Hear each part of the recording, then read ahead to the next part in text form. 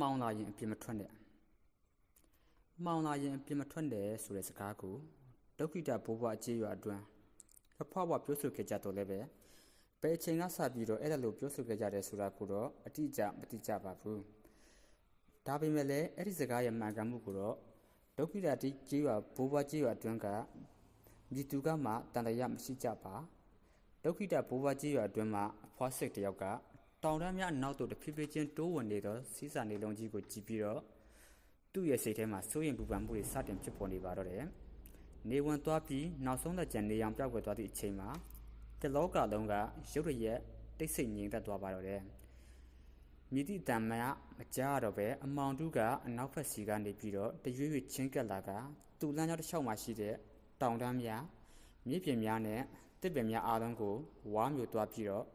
ဒုက္ခိတဘိုးဘွားကြီးရွာတစ်ခုလုံးကိုဖုံးလွှမ်းသွားပါတော့တယ်ရှေးဟောင်းကျောက်အုပ်ကြီး၄ခုကဒုက္ခိတဘိုးဘွားကြီးရွာအတွင်းတောင်လေးတောင်စီမှာမမမမက်ရက်တီလီရရှိနေကြပါတယ်အဲ့ဒီရုပ်ထုများကလွန်စွာတက်တန်းရင့်ပြီးတော့အဆက်အပြောင်များလည်းဆွန့်ထင်နေပါတယ်ထိုရုပ်ထုများကိုဘယ်အချိန်ကမြည်သူကထုလုပ်ခဲ့သည်ကိုအတိအကျသိရှိနေမှအဖွားစစ်တယောက်မသိပါဘူးအပေါင်ထုကြားရောက်လာသောအခါရုပ်ထုလေးခုထံမှခက်ဖြုတ်ဖြုတ်အလင်းရောင်များကထွက်ပေါ်လာပါတော့တယ်ကျောက်ရုပ်ထုများအလင်းရောင်ထုတ်လွှင့်ထုတ်လွှတ်သည်ကိုမြင်မှအဖွားစစ်တယောက်နဲ့ရွာထဲကဘိုးဘွားများတပ်ပြင်းချနိုင်ကြပါတော့တယ်အပြင်ဘက်ရက်စီမှာအမောင်တုကတိတ်သေးဒီထက်တိတ်သေးလာပါတော့တယ်ရုပ်ထုများမှအလင်းရောင်ကြောင့်ဒုက္ခိတဘိုးဘွားကြီးရွာကဘေးအန္တရာယ်များမှကင်းနေပေတော့တယ်ရုတ်တရက်အဖွားစစ်တယောက်နားဆွလိုက်ပြီးတော့အံ့ဩတကြီးအော်ဟစ်လိုက်မိပါတော့တယ်ဟေးအားလုံးနားထောင်အောင်အပြင်ဘက်မှာကလေးတယောက်ငိုနေတယ်သူ့ဘေးမှာအဖိုးကြီးမာကခေါင်းကိုခါရမ်းပြီးတော့ပြန်ပြောလိုက်ပါတော့တယ်မဖြစ်နိုင်ပါဘူးဟာနင်ဟိုဟာရဲ့အတန်ကြားတာနေမှာပါဟာတကယ်ကလေးလေးငိုနေတာဟာနားကမ်းမှာလွဲ၍ကြံတဲ့ဘိုးဘွားများတယောက်မျက်နှာကိုတယောက်ကြည့်လိုက်မိကြပါတော့တယ်ကလေးတယောက်ရဲ့ငိုတံကရွာပြင်ဘက်အမောင်တုစီကနေပြီးတော့ပဲ့တင်ထက်ခံပြီးနေပါတော့တယ်ဒုက္ခိတဘိုးဘွားကြီးရွာကဤမြခေါင်တိတိနေရာတွင်တည်ရှိနေပါတော့လည်းပဲဘလို့အကြောင်းကြောင့်ကလေးတယောက်ရောက်ရှိလာရပါသလဲကျုပ်သွားကြည့်လိုက်အောင်မယ်အဖွားစစ်ကစိတ်လှုပ်ရှားလာပြီးရွာတော်မှာရှိတဲ့ရုပ်ထုတစ်ခုစီကိုခြေပြားထောက်၍ပြေးသွားပါတော့တယ်အဖိုးကြီးမာကလည်းပဲနောက်ကနေပြီးတော့ချက်ချင်းပြေးလိုက်လာပါတော့တယ်နင်ယူသွားပြီလားအဖွားကြီးစစ်မှောင်နေတဲ့အချိန်ရွာပြင်ထွက်ရန်ကိုယ်သေးတွင်ကိုတူးတာနဲ့အတူတူပဲအမောင်တွေကဟိုဟာတွေကကြောက်ရွံ့ထုတွေကိုကြောက်ပါတယ်တော့ဒီကြောက်ရွံ့ထုတစ်ခုတည်သွားရင်ကျုပ်တော်တော်နဲ့တည်မှာမဟုတ်ပါဘူးအဖွားစစ်ကကိုငုံကိုင်း၍ကြောက်ရွံ့ထုကိုမယူရန်လုပ်လိုက်ပါတယ်သို့တော်လည်းသူကခါကုန်းကြီးဖြစ်တဲ့ဖြင့်ကြောဘော်ကိုတည်ဖို့နိုင်ခြင်းမရှိပါဘူးအဖိုးကြီးမာကခေါင်းကိုခါရမ်းလိုက်ပြီးတော့ပေးငါတည်ပေးမယ်ပြောလိုက်ပါတော့တယ်အခြားဒုက္ခိတဘိုးဘွားတယောက်ကထော်နဲ့လမ်းလျှောက်လာပြီးတော့အဖိုးကြီးမာခမရလက်တစ်ဖက်ထဲနဲ့ဒီကြောက်ထူကြီးကိုကြားတင်နိုင်မှာမဟုတ်ဘူးကျုပ်ကလက်နှစ်ဖက်နဲ့ပေးကျုပ်တည်တာပိုကောင်းလိမ့်မယ်အဲ့ဒါလိုပြောတန်ကြားတာနဲ့အဖိုးကြီးမာလည်းပဲသူ့ကိုတစ်ချက်စိုက်ကြည့်လိုက်ပြီးတော့မင်းကထော်ကျိုးချီတောင်းနဲ့လမ်းတောင်ကောင်းရှောက်နိုင်လို့လားငါကလက်တစ်ဖက်ထဲကြံတော့ပြီမဲ့အဲ့ဒီလက်နဲ့ဒီကြောက်ထူကြီးကိုကောင်းတည်နိုင်ပါသေးတယ်သူကခြေထောက်နှစ်ဖက်ကိုမြဲရက်ပြီးတော့မနိုင်တော့အောင်ဒီတော့ကြောက်ထူကြီးကိုတစ်ဖက်ထဲကြံတဲ့လက်နဲ့မားလိုက်ပါတယ်အဖွားကြီးစစ်လာတွားကြစို့ကျုပ်ကိုတောက်ဖွားကြီးလို့ခေါ်တာရက်စံအဖွားကြီးစစ်ကအဲ့ဒီလိုပြောဆိုလိုက်ပြီးတော့ထော်ကျူရွှေအားနဲ့ကြံတဲ့သူတွေတတိကြီးထားကြရွာထဲကရုပ်ထုတစ်ခုလျှော်သွားမှဆိုတော့အမောင်တဲကဟိုဟာတွေဝင်မလာစေနဲ့အဖိုးကြီးမာနဲ့အဖွားစစ်တို့ကဒုက္ခိတဘိုးဘွားကြီးရွာမှာထွက်လာတဲ့အခါထူဆန်း၍အမျိုးမြည်မသိသည့်အရာများကအမောင်ထဲမှာဝဲပြန်နေပြီးတော့သူတို့ဘေးကနေပြီးတော့ကတ်ခါလိုက်ပါလာကြပါတော့တယ်တိုးတော်လည်းပဲကြောက်ရွံ့ထူကထွက်ပေါ်လာတဲ့အလင်းရောင်ကလင်းနဲ့တောက်ပလာတော့ကြောင့်ထိုအရာများအားလုံးဟာထူဆန်းစွာအော်ဟစ်၍အမောင်လူတဲကိုပြန်လဲဆုတ်ခွာသွားကြပါတော့တယ်ကလေးငိုတန်ကြားနောက်သို့လိုက်ရန်ခြေလန်းတရာကန်ရှောက်မိလာတဲ့အခါမှာအဖိုးကြီးမာနဲ့အဖွားစစ်တို့ဟာကျေပြန့်လာသည့်မြေကမ်းပါးနှစ်ဘေးသို့ရောက်လာကြပါတော့တယ်အဲ့ဒီနေရာကကလေးငိုတန်ထွက်ပေါ်လာတဲ့နေရာပဲဖြစ်ပါတယ် ကြောက်ရွံ့ထုစီကခက်ဖြော့ဖြော့အလင်းရောင်ကဝေးဝေးသို့မရောက်နိုင်သဖြင့်နှစ်ယောက်သားနားဆွံ့၍အတန်ကြားရမြစ်အထက်ပိုင်းစီသို့လက်လန်းချင်းလျှောက်သွားလိုက်ကြပါတော့တယ်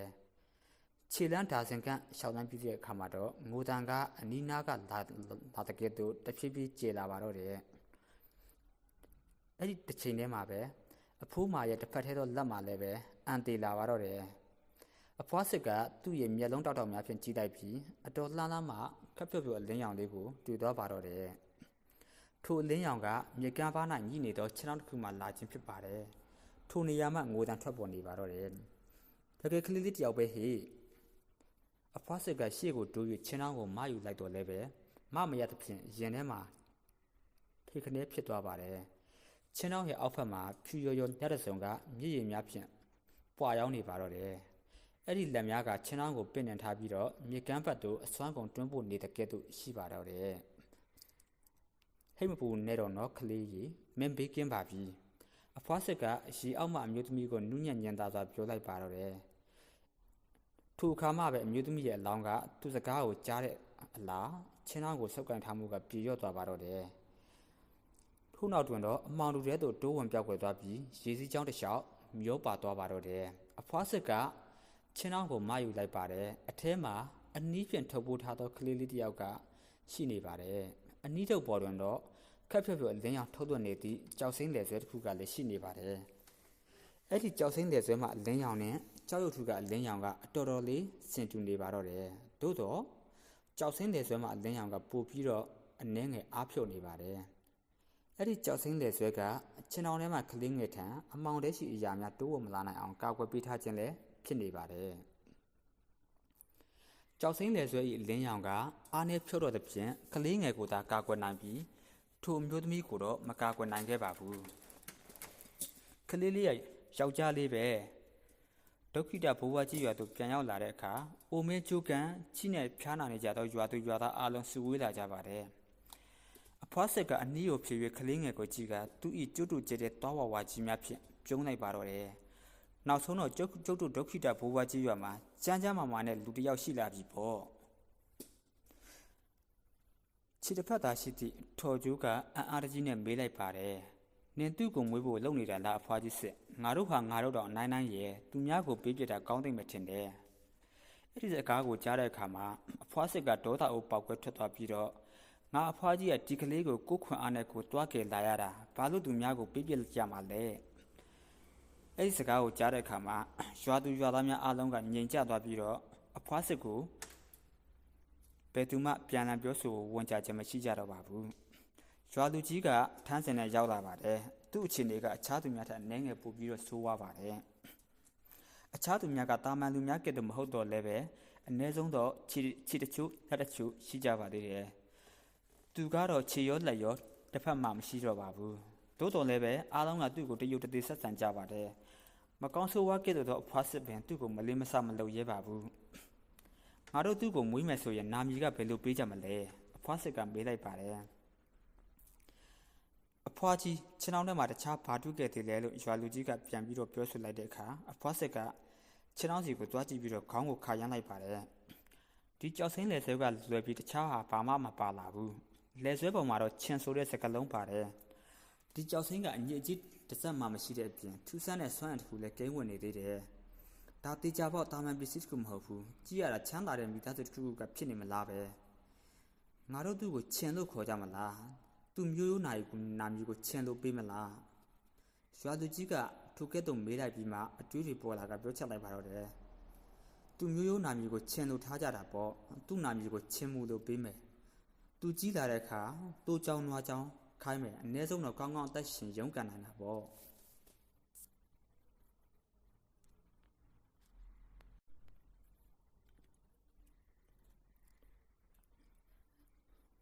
ချင်းမူအဖွားစစ်ကသူ့ကိုကြောက်ရွံ့ခြင်းမရှိဘဲနဲ့ခက်ခက်ရဲတန်းကြည့်နေတော့အနီးရဲ့ကလေးငယ်ကိုကြည့်ပြီးတော့ခေါ်လိုက်ပါတော့တယ်ပလွေတန်တစ်ခုကမြေကမ်းပါးရန်တစ်လျှောက်ပြန့်လွင့်နေပါတော့တယ်နွားကြောင်သားလေးတစ်ယောက်နွားတစ်ကောင်ပေါ်မှာထိုင်ပြီးတော့ပလွေမှုန့်နေပါတော့တယ်အဲ့ဒီနွားကြောင်သားလေးကအသက်17နှစ်12နှစ်အရွယ်သာရှိဟန်တူပြီးနီးဆွေသောနှကန်းဖြူဖွေးသောသွားရများဖြင့်နုနယ်နေပါတယ် သူအင်ကြီးရင်ဘက်ကဟာပြစ်ဖြစ်နေပြီးကြောက်စိမ့်တယ်ဆွဲတစ်ခုကရှင်ဘက်ရှိမှလှုပ်ရမ်းနေပါတယ်အဲ့ဒီလူငယ်လေးကတော့လွန်ခဲ့သည့်ဟတ်တနစ်ခန့်ကအဖွားစစ်တယောက်မြေကမ်းပါကနေပြီးတော့ကောက်ယူပြီးတော့မွေးစားငယ်တော့ကလေးငယ်လေးချင်းမှုပဲဖြစ်ပါတယ်ရွာထဲရှိဘိုးဘွားများအားလုံးကထိုကလေးငယ်လေးကိုနှစ်ပေါင်းများစွာသွေးချွေးနဲ့ရင်းပြီးတော့ပြုစုပူးထောင်ခဲ့ကြပြီးယခုခါမှာဆိုရင်တော့ချင်းမှုလေးတယောက်ကအရွယ်ရောက်လာပြီဖြစ်ပါတယ်ချင်းမှုကလေးအရွယ်မှာအဖွားစစ်ကနွားမတကောင်ရှာဖွေလာသဖြင့်နေ့စဉ်မပြတ်နိုးတောက်ရပြီးငယ်ငယ်ရွယ်ရွယ်နဲ့အသက်မဆုံးရှုံးခဲ့ရခြင်းပဲဖြစ်ပါတယ်တိုးတော်လည်းပဲထိုနွားကိုသူမြည်သည့်နေရာကနေရလာခဲ့သည့်ဆိုခြင်းကိုတော့ဘယ်သူမှမသိကြပါဘူး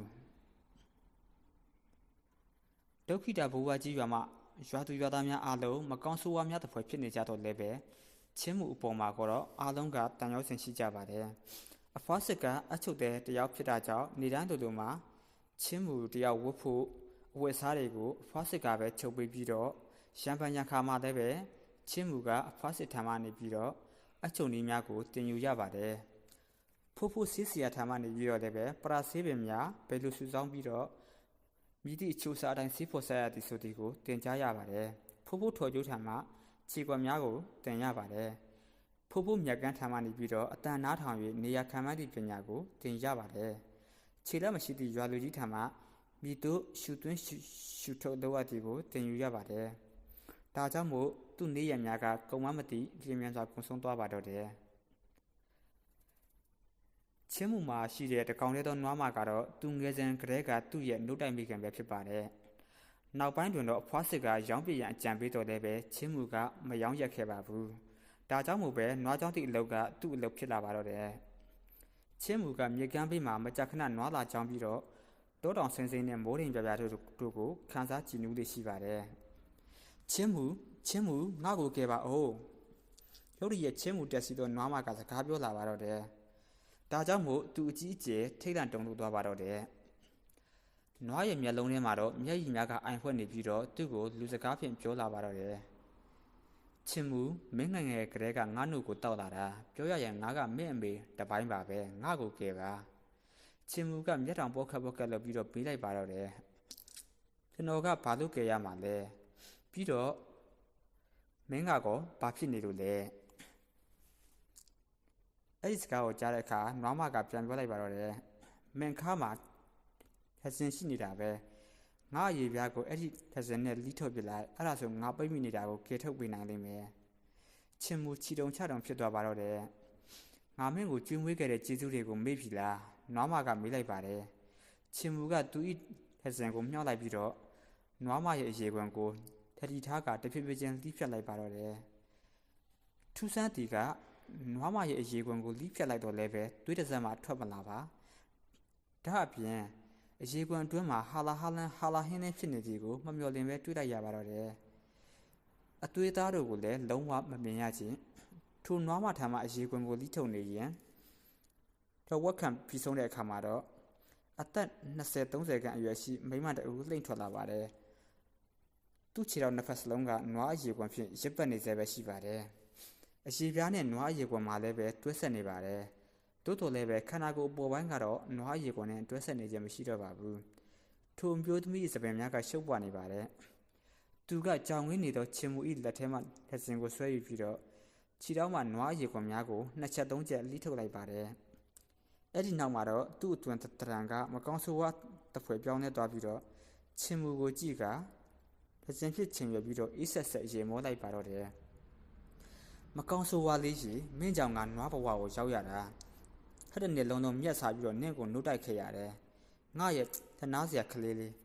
သူ့ကိုမွေးပြီးကလေးကနင့်ကိုနှုတ်တိုက်ဖို့အတွက်နဲ့အဲ့ဒီဆုံးမကငါ့ကိုနွားဘဝပြောင်းလဲပစ်ခဲ့တာအခုငါလွတ်မြောက်သွားပြီးနင့်ကငါတက်ပြစ်မယ်ပြီးရင်အဲ့ဒီတပြားလုံးကမကောင်းဆိုးဝါးတဲ့အကောင်လုံးကို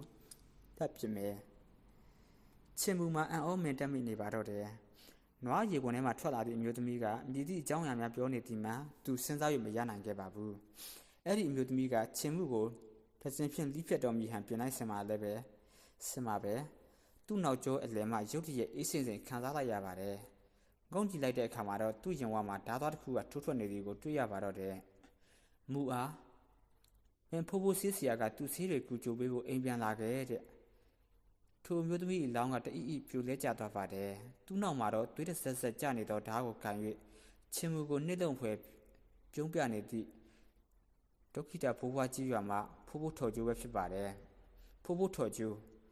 နွားရေကွန်နဲ့အမျိုးသမီးရဲ့ရုပ်လောင်းကိုကြည့်ပြီးတော့ချင်းမူ၏တစ်ခုလုံးရိမ့်ထိုးသွားပါတယ်သွားတော့ကောင်းသည်မင်းပြန်တော့ထော်ကျိုးကသူ့ပခုံးကိုပုတ်ပြီးတော့ဟက်ခနဲ့ရေလိုက်ပါတယ်ချင်းမူရွာဘက်သို့တကြီးတရိုင်ပြန်သွားရင်းနဲ့နောက်ကိုလှည့်ကြည့်လိုက်တဲ့အခါမှာတော့ထော်ကျိုးကအမျိုးသမီးရဲ့အလောင်းကိုမြစ်ထဲကိုပစ်ချလိုက်ကြောင်းတွေ့ရပါတော့တယ်ထိုမြင်ကြီးခွန်းကြီးရိုက်ခတ်မှုကသူ့အတွက်ကြီးမားလွန်းလာသည်ရွာသို့ပြန်ရောက်လာမှပင်မသိလိုက်ချင်းမူအောက်ကောင်လေးငါနဲ့ကိုဘာပြောထားတယ်မှောင်လာရင်အပြစ်မထွက်ပါနဲ့ဆိုရွာရောက်လာတဲ့အခါဒုက္ခိတဘိုးဘွားကြီးရွာရဲ့တောင်လေးတောင်မှာကြောက်ရွံ့ထူများကသူ့လိုလိုလင်းလာပြန်ပါတယ်အဖွားစစ်ကရွာပြင်ကိုခိုးထွက်ပြီးတော့နွားရေဝင်ကိုတွားရောက်ကြည့်ရှုရန်ပြင်နေသောချင်းမှုကိုတားဆီး၍ပြန်ဆွဲခေါ်လာရပါတယ်ဖွားဖွားမှောင်လာရင်ကျွန်တော်တို့ဘာလို့အပြင်ထွက်မရတာလဲချင်းမှုကခေါင်းမော်၍မေးလိုက်ပါတယ်မှောင်လာတဲ့အခါကျရင်ကြောက်စရာကောင်းတဲ့မကောင်းဆိုးဝါးတွေကအမှောင်ထဲမှာရှောက်သွားနေကြတာအပြင်ဘက်သွားတာနဲ့တေးမှာပဲလို့အဖွားစစ်ကခက်တင်ပြောလိုက်ပါတယ်ရွာထဲကကြောက်ထူတွေကငါတို့ကိုကာကွယ်ပြီးထားလို့တာအမောင်ထဲကဟာတွေကရွာထဲကိုဝင်မလာရဲတာတခြားရွာတွေမှာရောဒီလိုမျိုးကြောက်ရွံ့ထူတွေရှိလားလို့ချင်းမူကသိကျင်စိတ်ဖြင့်စူဇန်မေးမြန်းလိုက်ပါတယ်အဖွားစစ်ကခေါင်းညင်လိုက်ပါတယ်တိုးတော်လည်းပဲသူကရွာပြင်ဘက်သို့သာစိတ်ပူတော်မူရာဖြစ်ကြည့်နေပြီးသူ့ဖာသာအတူတူဖြင့်ရေရွတ်နေပါတယ်ထော်ကျိုးကပြန်လာတဲ့နေပြီထော်ကျိုးကိုငါအပြင်မလွတ်လိုက်တဲ့ဘူးသူ့မှာခြေထောက်တစ်ဖက်ပဲရှိတော့တာကိုဖွားဖွားဒီနေ့ထူးဆန်းတာတစ်ခုဖြစ်ခဲ့တယ်သိလားချင်းမူကတခဏမြတုံဆိုင်နေပြီးမှအဖွားစစ်ကိုနွားပိုက်ထဲကထွက်လာသည့်အမျိုးသမီးချောင်းကိုပြောပြလိုက်ပါတော့တယ်အဖွားစစ်ကမတုံမလုံးနဲ့ပဲအဲ့ဒီမိန်းမအကြောင်းပြောမလို့လားထော်ကျိုးငါ့ကိုပြောပြပြီးပါပြီသူကောင်းကောင်းဖြေရှင်းခဲ့တာပဲမင်းလေးနှစ်သားနှုတ်ဖြတ်တုံးကအဲနွားကိုရောင်းပြမလို့ပဲလေမင်းကမှအယောင်းမခံတာနောက်ဆုံးတော့မင်းပဲကြောခိုင်းခဲ့ရတယ်လေးနှစ်အထိနှုတ်တောက်နေရင်အဲ့ဒီနွားပေါ်တွေ့တာစိတ်တွေပေါ်လာလိမ့်မယ်လို့ငါပြောခဲ့တာပဲချင်းမူရဲ့မျက်နှာရဲတက်သွားပါတယ်လေးနှစ်ဆိုတော့အရွယ်ကကလေးတယောက်အတွက်နှုတ်ဖြတ်ရန်တော်ပဲနောက်ကျနေပြီဖြစ်ပါတယ်သို့တော်လည်းပဲအဲ့ဒီနေရာမှာထိုကိစ္စကအရင်မကြည့်သည်မဟုတ်လားဖွားဖွားဖူးဖူးထော်ကျိုးကအဲ့ဒီအမျိုးသမီးကိုတကယ်ပဲရပ်ပြစ်လိုက်တာလားတိတ်ကောင်းတာပေါ့ဖွားဖွားစစ်ကရေမောပြီးတော့ပြောလိုက်ပါတယ်အဲ့ဒီမိမဟာတော်တော်လေးတန်နေပါပြီအမှန်ဆိုလွန်ခဲ့တဲ့ထက်တစ်နှစ်ကလေးကတေးရမှာမင်းအတွက်နိုးတိုက်ဖို့လိုလို့တာမဟုတ်ရင်သူဒီနေ့ထိအသက်ရှင်နိုင်မလားချင်းမူကသူဖွားဖွားမြည်သည့်အကြောင်းပြောနေသည်ဆိုရင်ကိုမသိပဲဖွားဖွားစစ်ကသူ့ကိုတစ်ချက်ကြည့်ပြီးတော့ပြောလိုက်ပါတော့တယ်အဲ့ဒီမိမကဒီနေရာကနေမိုင်းထောင်ချီဝေးတဲ့နေဆက်နဂါးမျိုးသားမင်းရဲ့မိမပဲနေဆက်နဂါးမျိုးသားမင်းကတနာယူအဲ့ဒီမိမကတိတ်တဝန်တူတတ်တာနေဆက်နဂါးမျိုးသားမင်းကအပြင်ထွက်မိမပွေတယ်မိသားစုကြီးတွေကမိမပြိုတွေကိုဖမ်းတယ်နေဆက်နဂါးမျိုးသားမင်းအပြိုစံတယောက်ကိုပန်းအုပ်ချပြီးတိုင်းသူမိမကအဲ့ဒီမိမပြိုကိုလူလစ်ပြီးတော့တေအောင်ရိုက်တက်ခိုင်းတာငါအစသွားတော့ကတော့အဲ့မိမကိုတတ်မလို့ပဲသူကကလေးမွေးပြီးကစား3လသားနိုးစုကလေးနဲ့ဖြစ်နေတော့မင်းအတွက်လိုအပ်တဲ့နိုးရပြီဆိုပြီးတော့နွားပြောင်းပြခဲ့တာအဲ့မိမကအချုံနောင်ကနေလွတ်အောင်ရုပ်ထွက်ပြီးမင်းကိုဒုက္ခပေးလို့နေပါဖြစ်သွားလိမ့်မယ်လို့မထင်ခဲ့မိဘူး